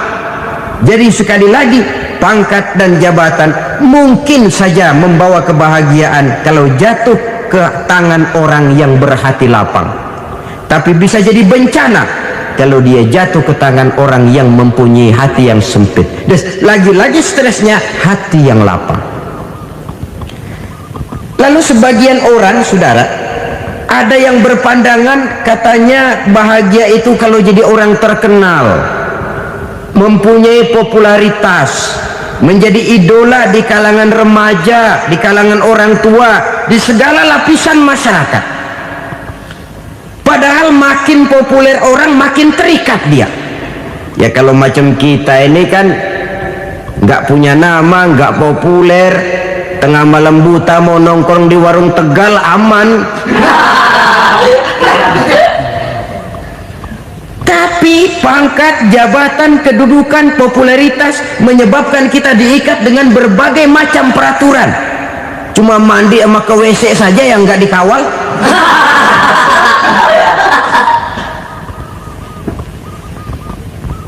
Benarkah popularitas, ketenaran membawa kebahagiaan?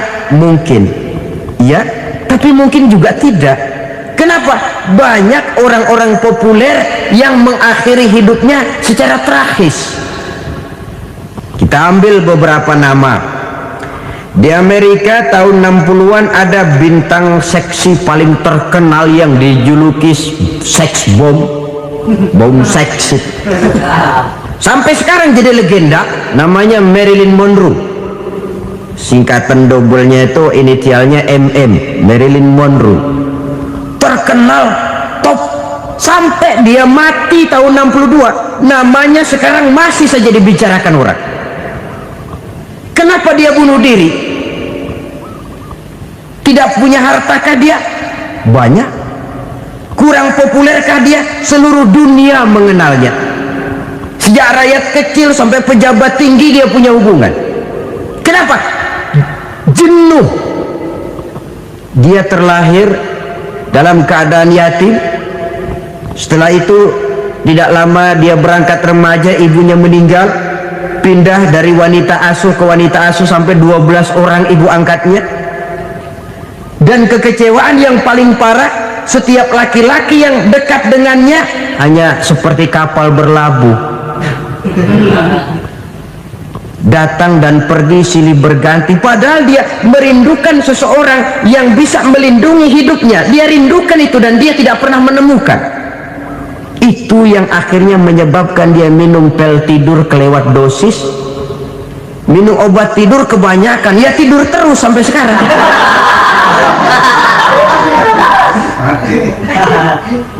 Dia mengakui, saya telah memiliki ketenaran, tapi saya tidak pernah hidup dalam ketenaran itu. Saya pandai main sandiwara, tapi saya ingin hidup dalam alam yang real sebagaimana umumnya orang. Itu yang dia rindukan. Menyusul jejak yang namanya Marilyn Monroe ini, Billie Holiday, saudara kenal tentu, di rumah sakit dirawat.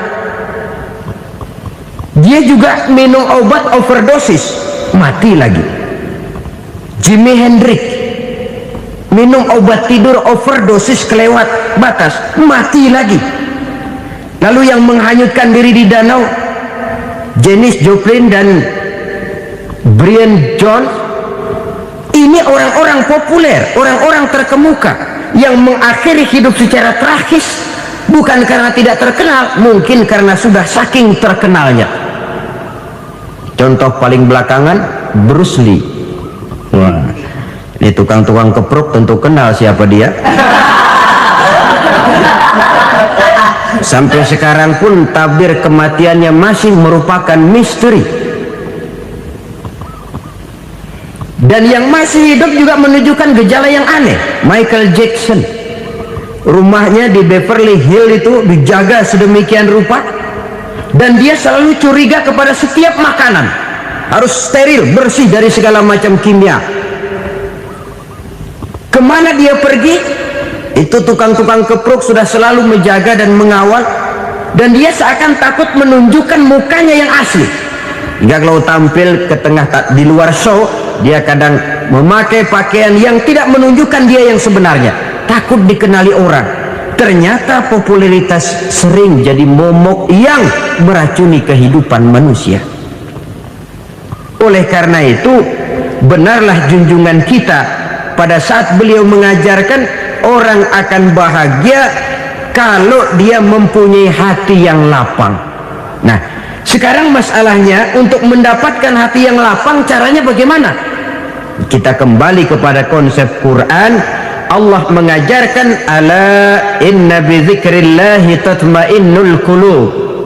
Ketahuilah bahwa dengan banyak mengingat Allah, hati akan tenang, jiwa akan lapang.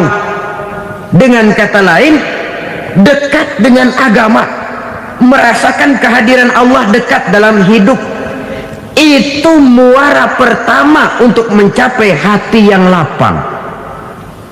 Ala inna bi dzikrillahi tatmainnul qulub. Jangan macam orang sekarang ingin mendapatkan ketenangan lalu tapak di puncak gunung, di gua-gua, di tempat sepi. Iyalah kalau nggak ada ular.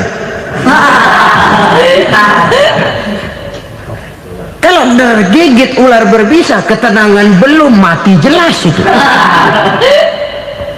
Islam positif untuk mendapatkan ketenangan. Ala inna bi dzikrillahi tatmainnul qulubi. Bahwa ketahuilah bahwa dengan banyak mengingat Allah, hati akan tenang, jiwa akan lapang, nuansa pikiran akan luas. Karena yang namanya bahagia ada dimanapun manusia berada.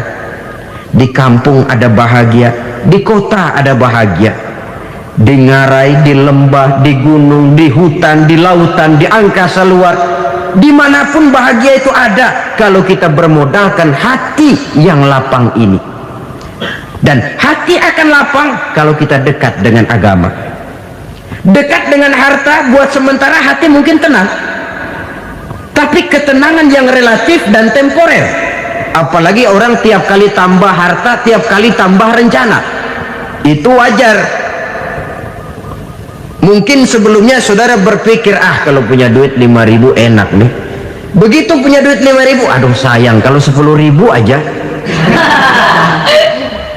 Tiap kali tambah harta, tiap kali lain rencana. Makin banyak rencana, makin menjauhkan kita dari yang namanya ketenangan. Padahal ketenangan merupakan unsur utama untuk mencapai bahagia. Dan ketenangan itu bermuara dalam hati manusia. Tengoklah kehidupan ini. Orang yang banyak harta dengan orang miskin, Berbedakah rasa sakit yang mereka tanggungkan? Rasanya tidak. Walaupun si kaya tidur di kasur empuk berselimutkan sutra mahal, sementara si miskin meringkuk di balai bambu yang keras dan kasar. Apabila maut datang, dia juga tidak pernah pilih bulu. Maut datang menjemput si kaya di singgasana keemasannya, dikelilingi oleh para pengasuh, dayang dan inang serta para pengawal. Dan maut pun datang menjemput si miskin papa sehingga ia tergelepar di tepian jalan. Kedua-duanya bernama mati. Kalau nyata bahwa sakit yang ditanggung si kaya tidak beda dengan sakit yang ditanggung si miskin, bukan harta semata yang membuat orang bahagia. Hati yang tenang, jiwa yang lapang penuh kedamaian karena banyak berzikir dan mengingat Allah, itu merupakan modal utama untuk mencapai sesuatu yang bernama bahagia.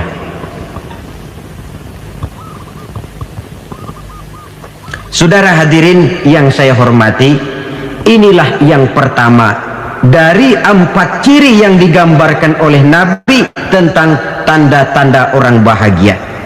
Dan harus berangkat dari yang pertama ini, hati yang lapang. Ini yang harus kita miliki lebih dahulu, baru nanti akan menyusul kepada poin yang ketiga, kedua dan selanjutnya.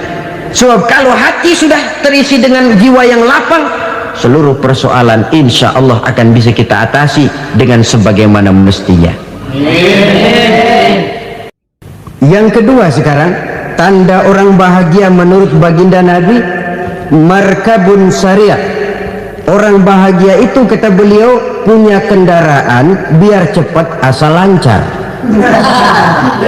Artinya kemana dia mau pergi mudah. Apa maksud hadis ini? Kalau kita kaji lebih dalam, kendaraan itu kan alat transportasi. Transportasi tidak lain adalah usaha memudahkan komunikasi. Pindah dari situ kepada teori bahwa manusia adalah zon political, makhluk bermasyarakat yang tidak bisa memenuhi kebutuhan hidupnya secara sendirian. Kita memerlukan keberadaan orang lain dalam kehidupan ini. Untuk memakai baju saja kita sudah perlukan petani yang tanam kapas, pabrik yang memintal kapas jadi benang, pabrik yang menenun benang jadi kain, sampai kepada mesin jahit, sampai kepada tukang jahit. Itu cuma untuk memakai pakaian saja. Tidak seorang pun di antara kita yang sanggup memenuhi kebutuhan hidupnya secara sendiri. Kita perlu orang lain. Maka kebebasan dalam arti mutlak, kebebasan tanpa batas, itu tidak mungkin ada dalam kehidupan. Karena kita mengadakan yang disebut interaksi sosial. Setiap kegiatan kita tentu melibatkan orang lain. Menurut kita barangkali kita bebas jalan di jalan raya semaunya, tapi orang lain berkendaraan pun merasa bahwa ini ada juga jalan haknya, dan begitu selanjutnya. Oleh karena itu, maksud dari kendaraan yang cepat ini adalah khulato'uhu ma'as solihin. Lingkungan pergaulannya terdiri dari orang-orang soleh. Pergaulannya luas. Kemana dia pergi ada temannya. Kesulitannya ada tempat dia cerita. Dan kesulitan kalau sudah diceritakan kepada orang lain, taruh kata orang itu tidak bisa menolong, namun menceritakannya kepada orang yang kita percayai, kan paling kurang sudah mengurangi beban jiwa, mengurangi tanggungan batin, merasa masih ada tempat kita cerita. Maka lebih baik orang awam yang mau bergaul ketimbang orang setengah alim tapi ngunci pintu. Sebab nantinya akan timbul sikap picik, cupik pandangan, dan tidak luas menghadapi kenyataan dalam kehidupan ini. Namun yang harus kita garis bawahi, pergaulan memang mesti luas. Namun jangan sekali-kali lupa bahwa pergaulan sangat besar pengaruhnya dalam ikut membentuk kepribadian manusia. Sehari-hari bisa kita bilang, kalau kita dekat sama tukang minyak wangi, sekalipun nggak dibagi minyaknya, baunya tentu dapat. Betul? Tapi dekat sama tukang elas, walaupun nggak kena apinya, asapnya mesti kena. Kalau Syauqi mengatakan lebih jelas lagi, man asyaral asyrafa asa musyarrafan wa muasyiral anzali ghairu musyarrafin. Awalam taral jildal hakira muqabbalan bisagri lamma sara jildal mushaf. Siapa yang bergaul dengan orang mulia, dia bakal ikut menjadi mulia. Tapi siapa yang berteman dengan orang hina, dia tidak bakal ikut menjadi mulia. Tidakkah kau lihat, kata Syauqi, kulit kambing yang hina pun dicium orang ketika menjadi kantong Quran. Kulit kambing hina, kalau dia sendirian gak ada yang mau cium. Tapi begitu dia bergaul dengan Quran, menjadi kantong Quran, dipakein minyak wangi, ditaruh di tempat yang tinggi, mau diambil dicium dulu, dibawa dengan penuh hormat dan hati-hati. Kulit kambing yang hina lantaran berteman dengan Quran, numpang mujur. Tapi coba lihat kalau kulit kambing berteman dengan kayu, jadi beduk, habis. Zohor dikemplang, asar dipukul. Itu kan sedikit saja, cuma salah milih teman. Yang temannya Quran dihormati orang, yang temannya kayu lantaran jadi beduk, gelap-gelap subuh orang udah kemplangnya.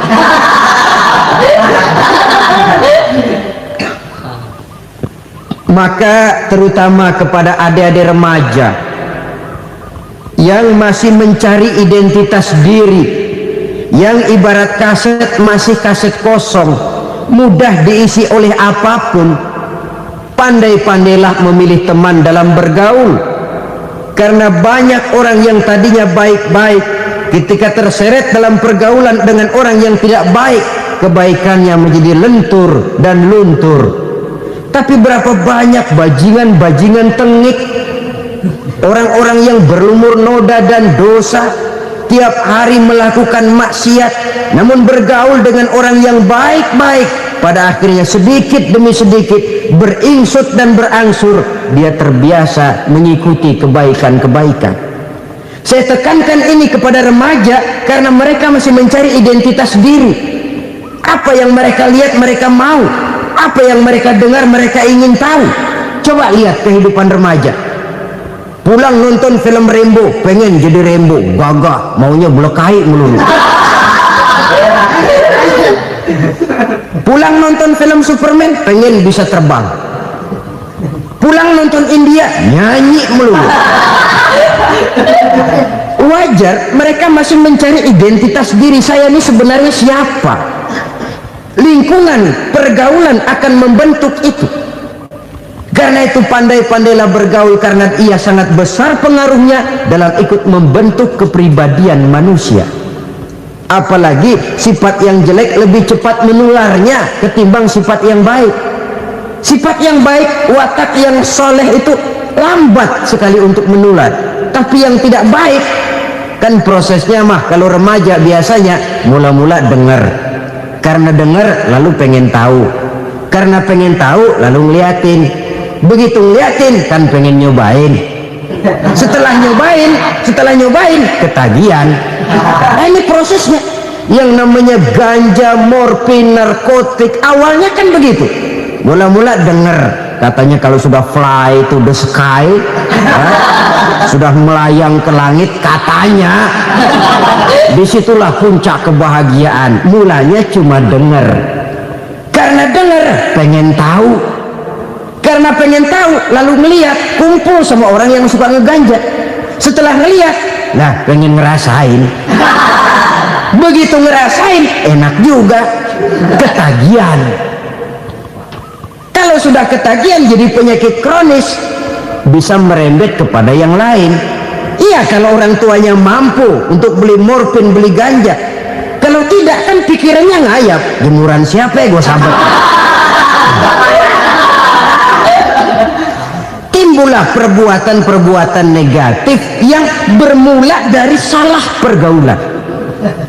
Apalagi buat adik-adik remaja yang tinggal di kota-kota besar, yang pengaruh budaya, pengaruh kesenian, pengaruh struktur kehidupan yang nampak makin individualistis, di mana persaingan tajam, tensi ekonomi tinggi, orang mudah mengalami stres.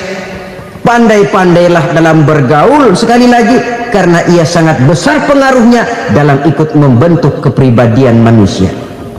Orang bahagia punya kendaraan yang cepat, artinya punya pergaulan yang luas, dan lingkungan pergaulannya terdiri dari orang-orang yang soleh. Kemana dia pergi ada teman, kesulitannya ada tempat dia cerita. Tapi kalau sudah menyendiri, hidup sendiri, kesulitan dipikiri sendiri, bisa mati belum waktunya. Tidak ada tempat berbagi rasa, tidak ada tempat bercerita, tidak ada tempat mengurangi beban dalam kehidupan. Pantas betul kalau Islam sangat menggalakkan dan menganjurkan orang kalau sudah sampai waktunya itu untuk melangsungkan nikah. Kata Nabi, ya ma'syaras syabab man istata'a minkumul ba'at falyatazawwaj.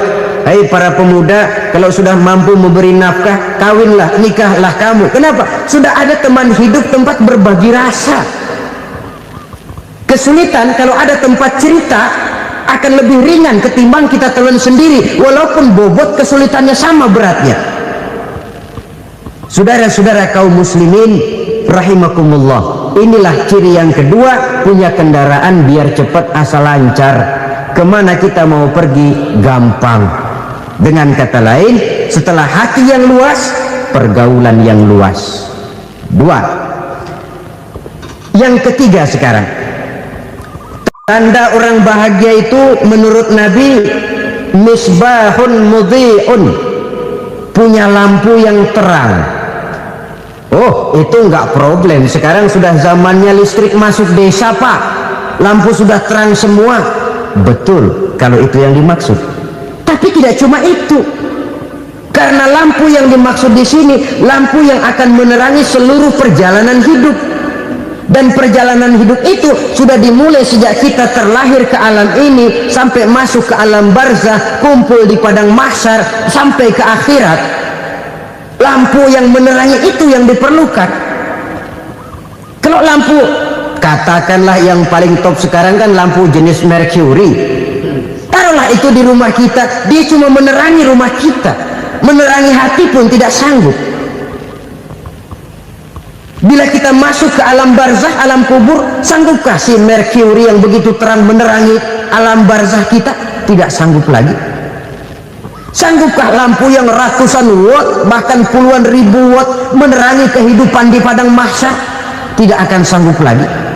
Kalau demikian, yang dimaksud lampu yang terang di sini apa? Tidak lain amal soleh, kebajikan yang kita lakukan dalam hidup. Itu yang akan jadi lampu penerang. Di dunia nama kita akan terang, jasad kita boleh hancur terkubur tanah, tapi nama kita akan dikenang orang. Begitulah kalau orang meninggalkan kebajikan dalam hidup seperti sekarang. Ribuan orang tiap saat berziarah ke kubur Imam Syafi'i, ke kubur Imam Malik, ke kubur Imam Ghazali, ke kubur orang yang baik-baik, orang yang soleh-soleh. Kebajikannya yang ditinggalkan, yang mengukir namanya dengan tinta emas, sehingga saudara sudah terbaring di alam kubur. Orang lewat, Allah, ini kuburannya Fulan bin Fulan, dulu ini kebaikannya Masya Allah, saya ikut merasakan. Mari kita mampir sebentar, kita Fatihah, mohon disampaikan Allah pahalanya kepada almarhum. Al-Fatihah. Itu kalau orang baik-baik. Lalu saudara tanya, Pak, orang mati dikirimin Fatihah apa nyampe pahalanya? Saya jawab, kalau saudara nggak percaya, mati dulu dah. Nanti saya Fatihain, tungguin di sana, umpama nggak sampai balik lagi kemari. Sekarang ini kan maunya otak-otakan saja, kalau nggak masuk otak nggak percaya. Padahal alam gaib itu nggak bisa diotak-otakin. Sama saja dengan saudara pernah dengar cerita kapal Tampu Mas tenggelam tak? Pernah nggak? Di mana? Ya, di laut Masalembo. Begitu ke Tampu Mas tenggelam, ratusan penumpang itu terjun ke laut, dipermainkan gelombang, berjuang menghadapi maut itu. Orang lagi timbul tenggelam di lautan, dihantam ombak, kita tengokin pakai helikopter. Pak, lagi timbul tenggelam ya? Iya, tolongin. Jangan khawatir Pak, nih saya kirim intan Pak, harganya 10 juta. Kira-kira orang yang timbul tenggelam di laut seneng nggak? Kan mahal toh intan 10 juta. Kenapa dia nggak senang? Karena intan 10 juta dalam kondisi seperti itu tidak sanggup menyelamatkan dia. Dia akan girang kalau dikirimin ban mobil bekas, dikirimin papan terentang atau bambu. Intan yang 10 juta dia nggak girang, ban mobil bekas yang 1000 perak tuh pegang, itu yang dia girang betul. Inilah sebabnya Nabi berkata, mal mayyitu fi qabrihi illa kal ghariqil mutaghawwis. Orang yang meninggal di alam kuburnya seperti orang timbul tenggelam di lautan. Yantaziru da'watan min ahli, menunggu doa dari keluarganya yang masih hidup. Duh, bapak saya sudah meninggal, saya sayang benar sama dia. Kirimin kulkas ke kuburannya Itu sama saja dengan tadi orang tenggelam di lautan dikirimi intan yang harganya 10 juta, tidak sampai. Begitulah kalau kebajikan yang kita tinggalkan dalam hidup, sudah mati pun kubur kita masih diziarahi orang. Tapi kalau jahat yang kita tinggalkan, boro-boro lah orang mau doa lewat dekat kuburan kita juga seram. Tuh bajingan dulu mati dipendem di situ tuh. Jangan lewat situ, ntar kesurupan, jangan. Lewat saja orang ngeri. Konon lagi membacakan Fatihah dan mengirimkan doa. Hidup pada hakikatnya adalah kesempatan untuk berbuat baik. Maka sekali kesempatan itu diberikan, manfaatkan dengan sebaiknya. Sebab kesempatan kedua tidak akan pernah ada.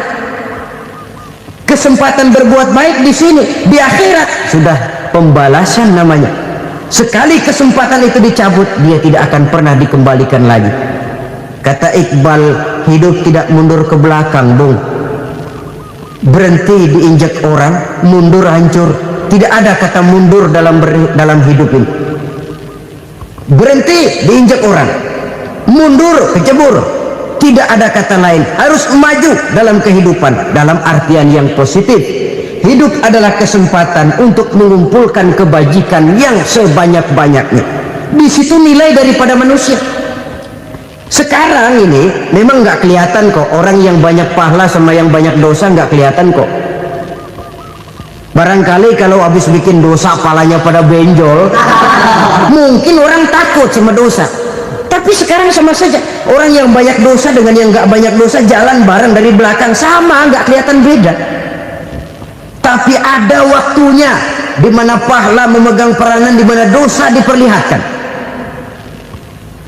Sama saja kalau kita bawa mobil siang, lampu kan nggak begitu berfungsi.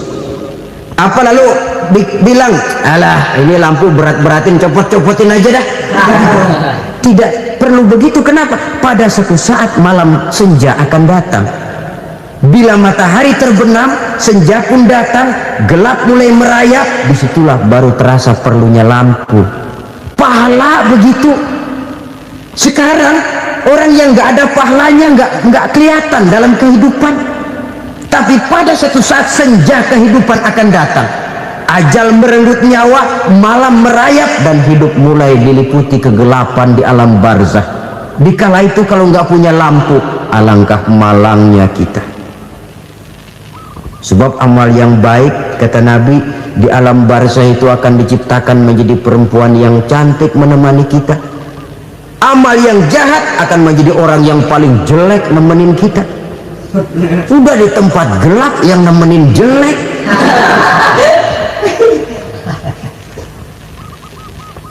Kaum muslimin rahimakumullah, kalau demikian masalahnya, tergantunglah kita pandai memanfaatkan waktu. Al-waktu kasayf, waktu itu cepat sekali. Yang namanya waktu itu tahu-tahu udah tahun 87, tahu-tahu udah begitu, tahu-tahu yang kemarin anak-anak sekarang udah pada punya anak. Tahu-tahu saja itu. Begitu cepat waktu berlalu. Kalau tidaklah pandai kita memanfaatkannya, akan rugi kita. Nabi bersabda, "Man kana yaumuhu khairun min amsihi fahuwa rabih." Barang siapa yang hari ini lebih baik daripada hari kemarin, itu orang untung. Hari ini lebih baik daripada kemarin. Bulan ini lebih baik dari bulan kemarin. Tahun ini lebih baik dari tahun kemarin. Itu orang yang beruntung. Tahun kemarin sembahyangnya maghrib doang, sekarang udah tambah isya. Tahun kemarin cuman Idul Fitri aja ngancem bener, sekarang udah tambah Jumat, lalu tambah lagi maghrib, tambah lagi isya, dan selanjutnya. Hari ini lebih baik daripada kemarin, itu orang yang beruntung. Wa man kana yaumuhu mislu amsihi fahuwa khasir. Lalu barang siapa yang hari ini sama saja dengan hari kemarin, itu orang rugi. Hari ini sama dengan kemarin, rugi itu. Bulan ini begitu, bulan kemarin begitu, tahun ini begitu, tahun lalu juga begitu. Rugi itu orang. Rugi apa? Rugi umur. Umur tambah, amalan gak pernah tambah. Dan saya pikir lebih merupakan azab ketimbang nikmat kalau orang dikasih panjang umur cuma untuk numpuk dosa. Mending mana? Panjang umur banyak dosa sama pendek umur dikit dosa? Mending mana? Mending mana? Ya, paling mending tentu panjang umur banyak pahala. Tapi kalau tidak, sekali lagi, lebih merupakan azab ketimbang nikmat kalau orang diberikan panjang umur tapi cuma untuk sekedar menumpuk dosa. Kehilangan kesadaran bahwa dunia bukan terminal akhir dari satu perjalanan. Dia cuma halte di mana kita berhenti sebentar untuk menuju kepada terminal yang hakiki. Saudara-saudara kaum muslimin rahimakumullah, inilah lampu yang akan menerangi kehidupan. Amal yang kita lakukan di dalam kehidupan. Jadi yang dimaksud dengan lampu yang terang, kebajikan yang kita kerjakan dalam hidup. Nah, setiap orang di awal tadi saya bilang ingin bahagia. Bahagia itu kan hakikatnya kumpulan senang dan selamat. Senang, selamat. Apa bedanya? Senang tapi tidak selamat, nggak bahagia. Selamat tapi nggak senang, nggak bahagia orang. Contoh, kalau orang korupsi, duitnya banyak, senang dia, tapi keselamatannya. Ada tentara baris di samping rumahnya udah bingung, padahal tentara latihan. Tentara cuma latihan, dia bingung. Senang, tapi karena keselamatannya tidak terjamin, dia tidak bahagia. Sebaliknya pegawai negeri jujur benar, cuma segaji-gajinya, selamat nggak korupsi tapi melarat, ya nggak bahagia juga, kurang senang.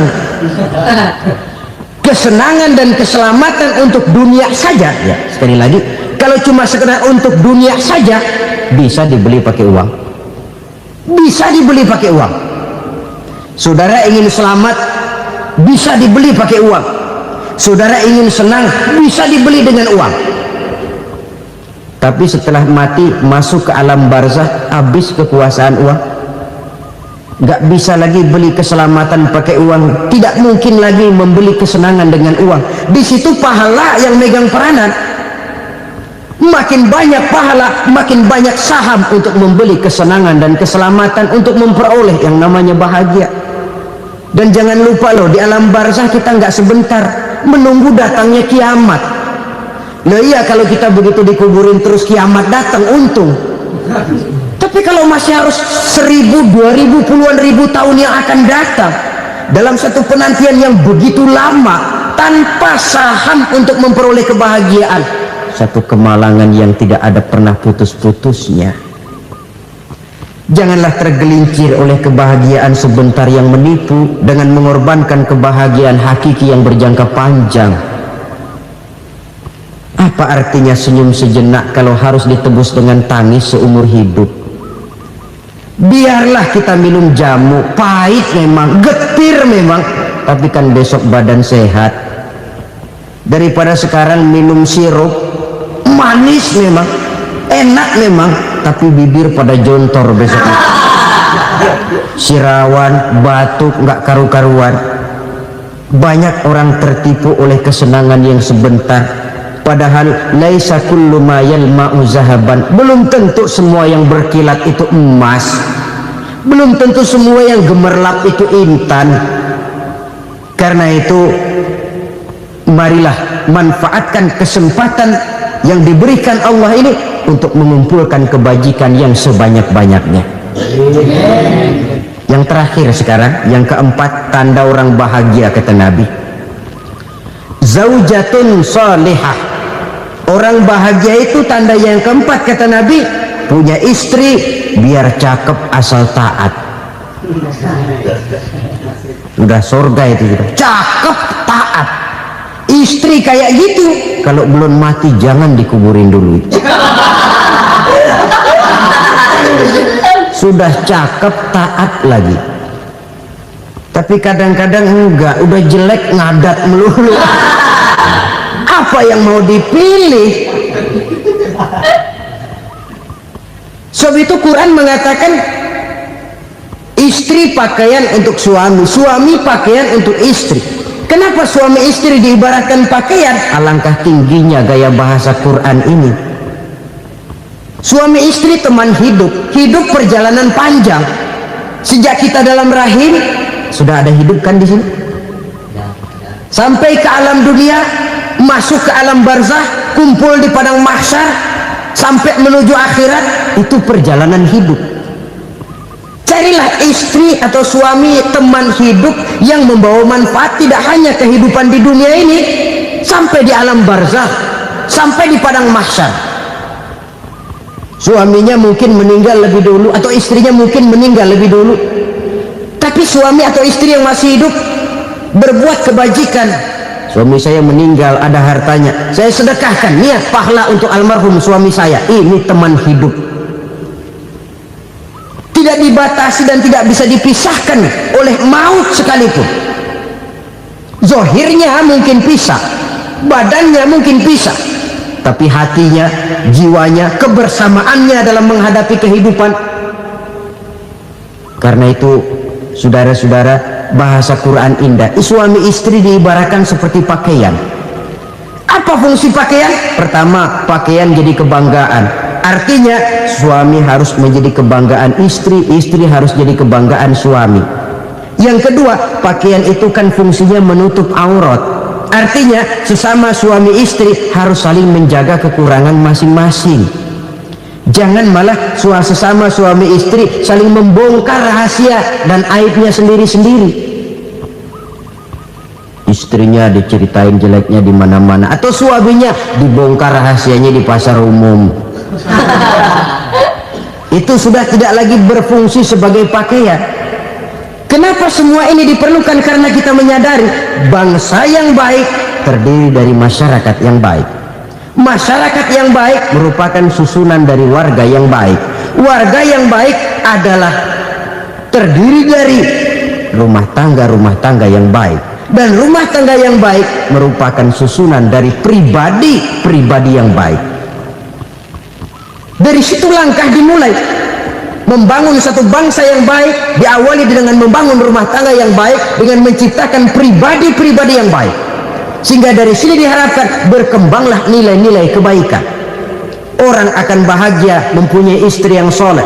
Kenapa? Tidak ada seorang suami bisa sukses jadi apapun dia, apapun profesinya, dokter kah, kiai kah, mubalik kah, petani kah, pengusaha kah, pejabat tinggi kah. Tidak ada seorang suami yang bisa sukses tanpa peran serta istrinya.